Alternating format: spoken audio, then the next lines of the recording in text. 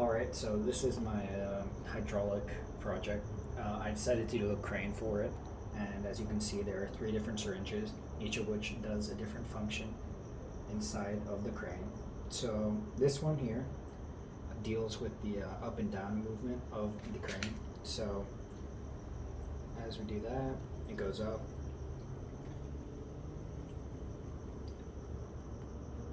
It goes down.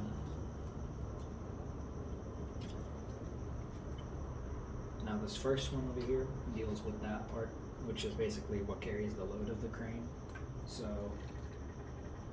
it can either be pulled down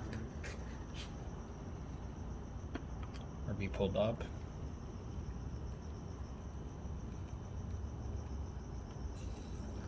And then finally we have the third part, the third syringe here, which deals with retracting and extending this part of the crane.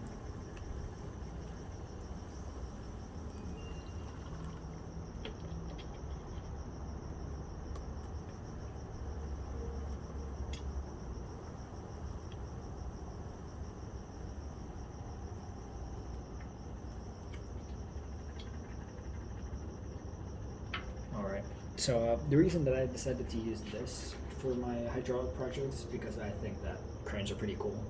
We use them everywhere. We use them on top of buildings to move heavy objects up into the buildings in order to build them. And I also think that the syringes here work pretty well with this type of like movement, since we're using syringes in here in order to extend and retract this part. And we're also using the syringe here in order to move the crane up and down. And we're also using this in order to just move the string, which is already taught. So the way that the fluid works is that for the first one, when this is full, this is like at the highest possible state that it can be. And then as we start to fill fluid on the other one, it starts to push it back, which in turn pushes the string outward, and in turn lowers that further and further and further and further.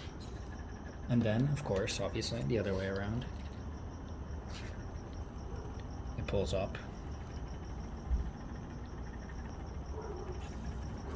Then for the second syringe, this controls the up and down function. So when this is full, this is completely down, as the syringe that is inside of that right there is not full, and therefore the back part of the syringe is completely retracted. And then as we start to fill it, and this one gets depleted of water, it goes up, as obviously this part of the syringe is being pushed, which in turn pushes it up.